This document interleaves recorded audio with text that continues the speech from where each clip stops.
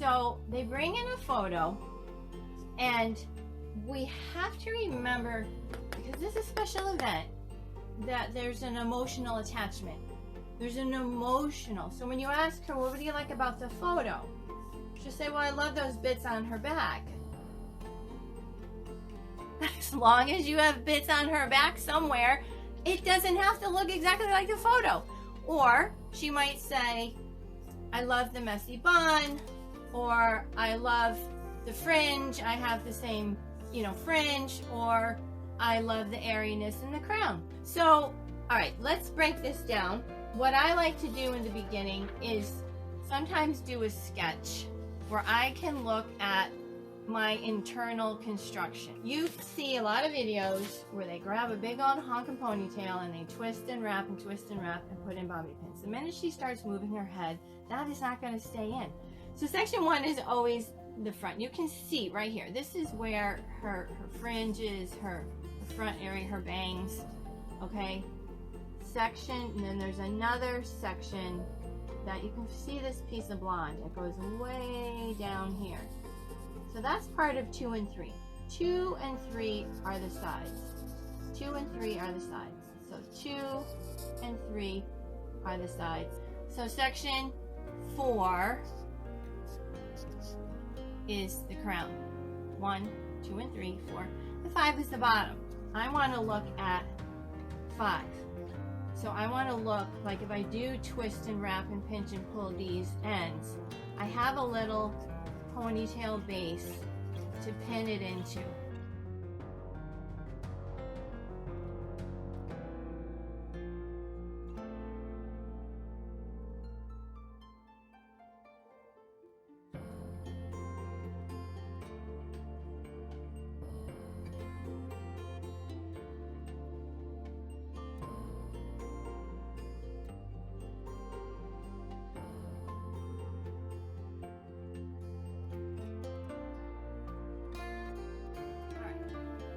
Section 5, and this is low.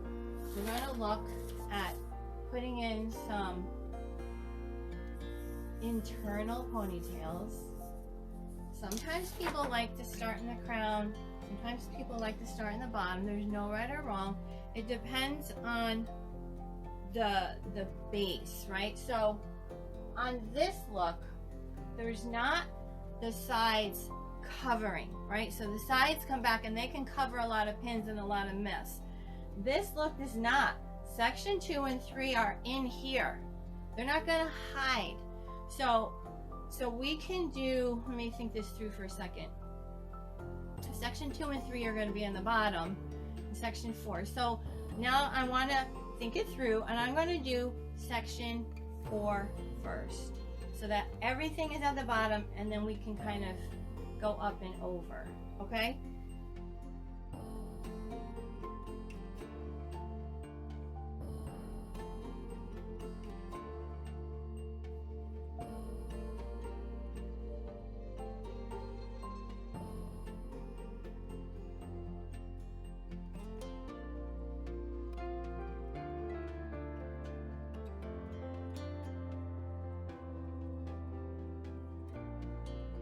I'm looking at what's happening here.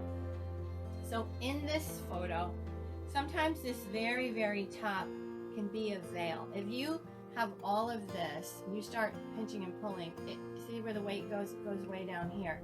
It's too heavy. So I like to take out like a veil, and this veil will have, I'll have more ability to control it, to control its height. So I just have a little veil here. So now if I have to, I can root tease it, I can put padding in there, I can control my, you see how that works now? It's just a little bit better because it's just not all that heaviness.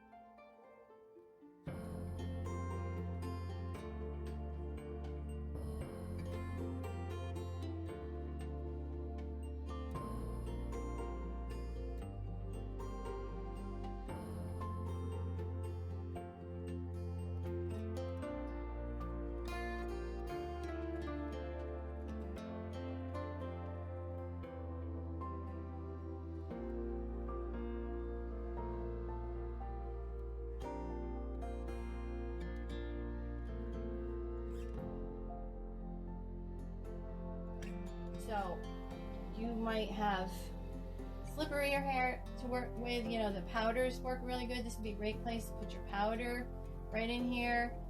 I'm doing some root teas. Might be a great place to put some dry spray. And I see a lot of times people put in teas, they're unsure of it, and then they comb most of it out. I'm creating a nice cushion right here. I haven't really come through. So this top layer is still smooth, right? It's cushiony underneath. So I'm just gonna come back. And what's beautiful about the sections is I don't have too much hair in my hands. Old school.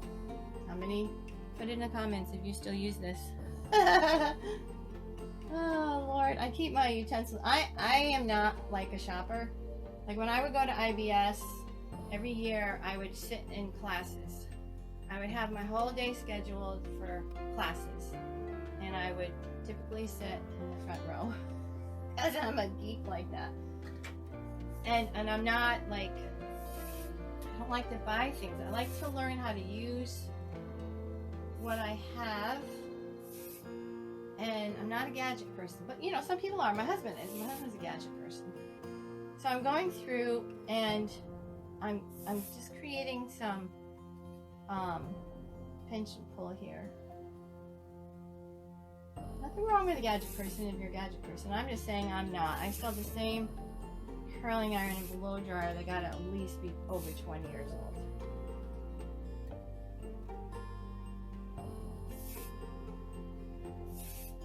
And sometimes it's hard to do all this at the end, you know, and you're all pinned in. So I can see a lot more dimension here, and when I photograph her, you'll see more dimension than sometimes comes across in the live.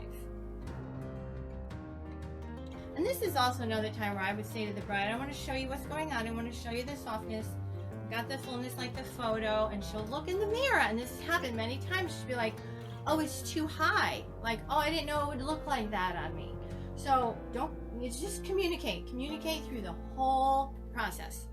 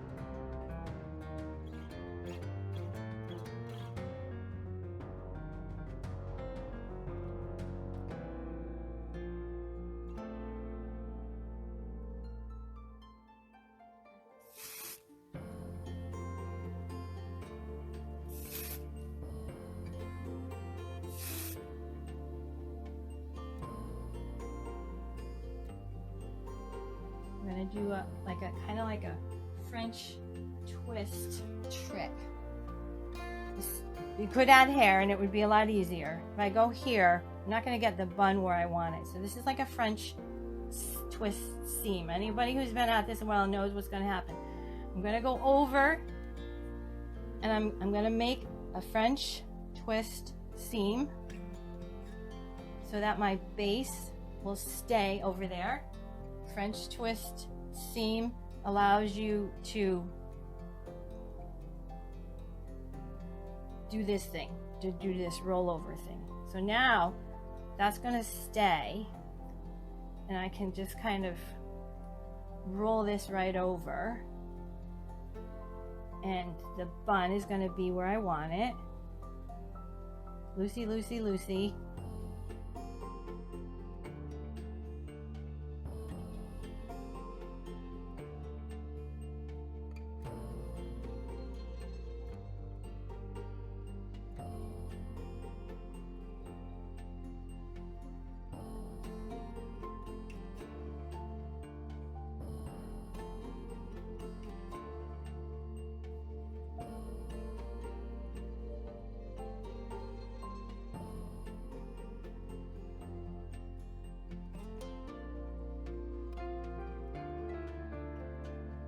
My head. I think I might want something here, right? Something to balance. I'm gonna use my fingers because I want it to still be pinchy pinchy. Pinch. I'm gonna go in so it looks like it's all part of that. Let's go a little bit deeper. And I'm gonna have the tips come out where I want them to come out. And the tips will follow. Just hang on. We're getting towards the end. You don't want to screw something up.